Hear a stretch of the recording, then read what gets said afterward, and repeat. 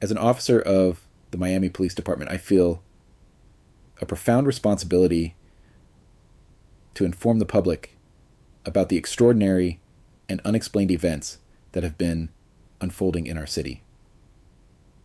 It is with a heavy heart and a sense of duty that I have chosen to submit this report to your outlet, hoping to shed light on a situation that has not only affected our department, but also the community we swore to protect. The contents of this report, which detail our encounters with inexplicable, ghostly entities and the measures we have taken in response, are being disclosed in the interest of public awareness and safety. The decision to come forward was not made lightly, knowing fully well the potential risks and implications of my actions. However, I believe that the people have a right to know the truth, to understand the reality of what we are facing, and to be prepared for what may lie ahead. It is my hope that by bringing these events to light, we can foster a better understanding and perhaps find a way to address this unprecedented phenomenon. In summary, this wasn't the first occurrence of its kind in Miami or on the West Coast. A similar, smaller incident happened in December. Our department already had SOPs and APMs for such events, not included in the core manual, deliberately kept separate. The no-flight zone rumors are unrelated. Although Miami PD is struggling with the magnitude of these events, I believe we're doing our best. However, debriefings are insufficient, and there's growing discussion, and it's time for higher authorities or politicians to address this publicly. The world needs to know. This is my report. The following incident report outlines a series of events that began as informal exchanges among officers, but have since escalated into a matter of concern for our department.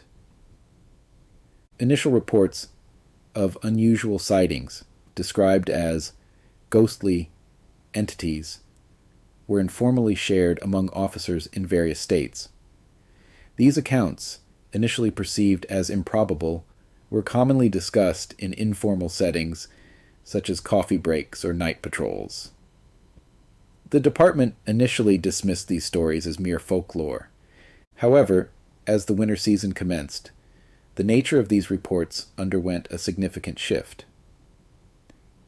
The previously disregarded rumors began to manifest as tangible incidents, corroborated by eyewitness accounts and increasing reports of sightings. This transition from hearsay to credible reports necessitated a change in our department's approach. In December, our shift briefings were augmented to include formal sessions addressing these sightings.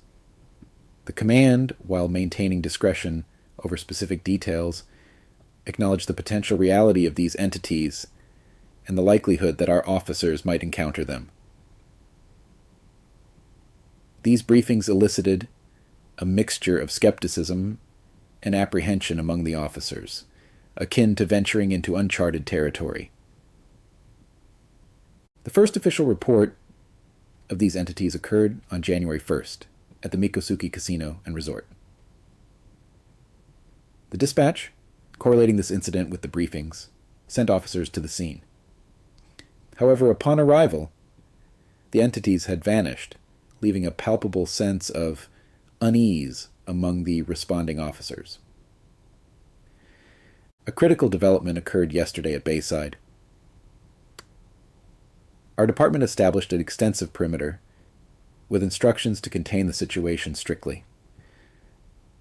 During this operation, the emotional impact on both civilians and officers was evident. The operation was marked by a prevailing sense of uncertainty and fear. Significantly, a video captured from the Holiday Inn has provided visual confirmation of these entities. Although not entirely clear, the footage distinctly shows these figures. lending credence to the previously mock theories. Moreover, security footage from the casino, which remains undisclosed to the public, further substantiates these sightings. The entities were observed congregating near the Monument Torch of Friendship before disappearing. This pattern of behavior suggests a phenomenon of increasing complexity and significance. In response to the escalating phenomenon involving ghostly entities, our department has revised its standard operating procedures, SOPs, to incorporate specific tactics aimed at disturbing these apparitions. The primary strategy involves the use of intense auditory and visual stimuli, blaring sirens, high-intensity lights, and flashlights. This approach is based on the hypothesis, drawn from preliminary encounters and expert consultations, that these entities exhibit sensitivity to strong sensory inputs.